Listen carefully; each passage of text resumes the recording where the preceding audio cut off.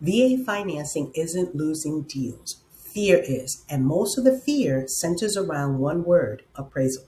If you're buying with a VA loan or reviewing one, you need to hear this. Hey everyone, I'm Cathy Sabater. Let's fix this right now. The appraisal is designed to protect veterans. And when you understand the system, you can actually use it as a strategic weapon to save your deal. Today, I'm breaking down the complete VA valuation strategy. We're going to cover the two most important, powerful tools in the VA arsenal: Tidewater and ROV, Reconsideration of Value. Then I'm going to answer one specific question listing agents ask me to determine whether or not your offer gets accepted. Finally, let's talk about one of the biggest deal killers in California real estate, the termite report. Not because termites are rare, but because most buyers and agents don't understand how to navigate it strategically and how it actually links to the appraisal. I'm going to walk you through for a few scenarios so you know exactly what to do when the appraisal comes in low or when the repairs get flagged. Let's go. First, let's reset the mindset. There is a belief in the real estate market that the VA appraisals are harder, stricter, or always come in low. That is false. Data shows that VA appraisals come in at or above contract price, just like conventional appraisals. A VA appraisal does two things. Number one, it estimates market value based on comps, just like any other appraisal. Number two, it confirms minimum property requirements. We call them MPR. This covers safety, sanitation, and structural integrity. That is it. It's not perfect. It's not an HGTV ready. It is safe, livable, and structurally sound. So the first mindset shift is a VA appraisal is not a punishment. It is a structured checkpoint. And unlike conventional loans, VA gives you a specific process to fight back if the value is low. Let's talk about the first tool, Tidewater. Tidewater is unique to VA loans. It is basically an early warning system. If a VA appraisal looks at the market and thinks, hey, the data doesn't support this contract price, they don't just slap a low value on the report and send it in. They pause. They initiate Tidewater. They notify the lender, me, and say, hey, I might be coming in low. Do you have any better comps I should consider? Then we have 48 hours to submit new evidence. This is huge. Conventional buyers do not get this courtesy. They just get a low appraisal and have to deal with it. So what do you do when Tidewater hits? Most agents, they may panic. They may get emotional. They send me 20 random Zillow links. That does not work. When Tidewater hits, we go into sniper mode. We need to submit the best 3 closed sales that truly tell the story of why this home is worth the price.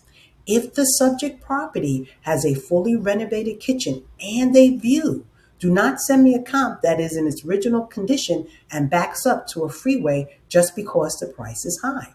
The appraisal will ignore it. Instead, find the comp with the view, find the comp with the upgrades, write the narrative. We tell the appraiser comp 1 is the best match because it shares the same school district and view premium. Comp 2 sold 3 months ago, but the market has appreciated since then. When we provide context, we win. Now, what happens if Tidewater fails? What if you submit the comps and the appraiser still comes in low? Example, contract price is $825,000. The appraisal value comes in at $805,000. Do you walk away? No. You have a second tool. It's called Reconsideration of Value, or ROV. ROV is a formal appeal. It is not arguing. It is presenting factual evidence that the appraiser made a material error. Here's what a winning ROV looks like. We look for errors. Did the error listed as a 3-bedroom when it's actually a 4-bedroom? Did they miss the square footage of the addition? We look for misadjustments. Did they adjust $5,000 for a pool when the market pays $20,000 for a pool in that neighborhood? We package this evidence formally and send it to the VA. Now, I want to pause here for the listing agents. This is where the fear sets in. I get this on my phone. They ask me, Cathy, I like the buyer, but if the VA appraisal comes in low, does the deal die? Are they forbidden from paying the difference? There is a huge myth that veterans are not allowed to pay more than the appraisal value. That is false. So here's the script I use to win the offer. I tell the listing agent, if the appraisal comes in low, my buyer has options. Yes, the VA has an escape clause that protects them, but if they have cash reserves, they are absolutely allowed to pay the gap between the appraisal value and the purchase price. We call that the appraisal gap strategy. If my buyer has money in the bank, we can write it in the offer. Buyer agrees to offer an appraisal gap up to $10,000. This tells the listing agent we are serious. We have skin in the game. A low appraisal does not automatically kill this deal. That one clarification often wins the contract over other offers. Now, let's pivot to the other side of the appraisal, condition. This is where the deals die because of confusion. I'm talking about termites and wood-destroying organisms. In many parts of the country, especially in California, the connection between the appraisal and the termite report is critical. Here is how it works. The appraiser is not a termite inspector. However, part of their job is to look for wood-destroying organisms. If the appraiser sees dry rot on the patio or termite tubes on the wall, they are required to flag it. Once they flag it, the VA requires a clear termite inspection report to close the loan. This is where some of the agents get scared. They think, oh no, the VA is going to make the seller tent the house and rebuild the deck. We need to calm down, and all we do is we deal with the facts. There are 2 sections to a termite report. Section 1 is active infestation, live bugs, actual rot. Section 2 is preventive, conditions that might lead to issues later. The VA only requires Section 1 clearance. We do not fix Section 2 items. We do not need to make it perfect. We just need to ensure that the house isn't being eaten. So how do we structure this offer to win? First, we clarify who pays. There was an old rule that the veterans were forbidden from paying their own termite inspection. That rule changed in 2022. Veterans can pay for the inspection now. So in our offer, we can say, buyer to pay for pest inspection.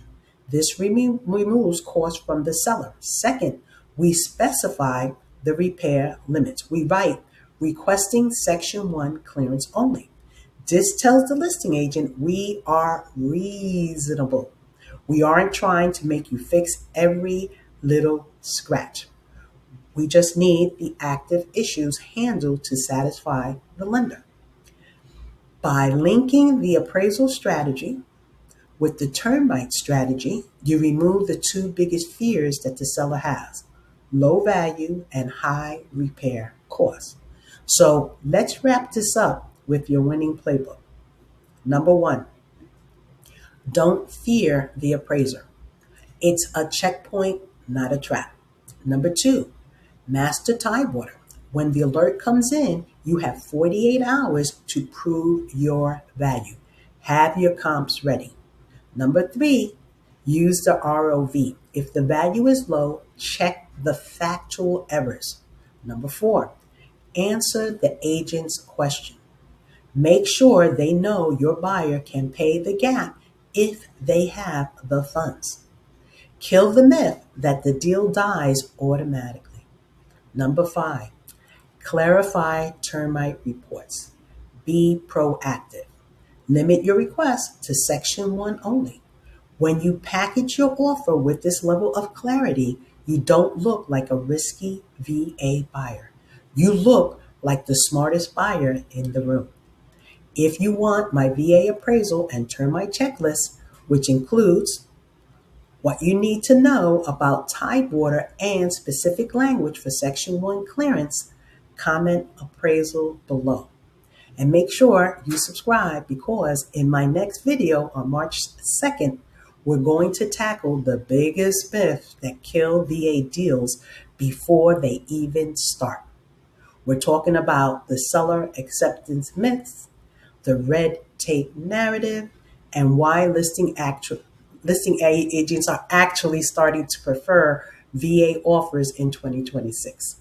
I'm Cathy Sabater. Let's go win your home.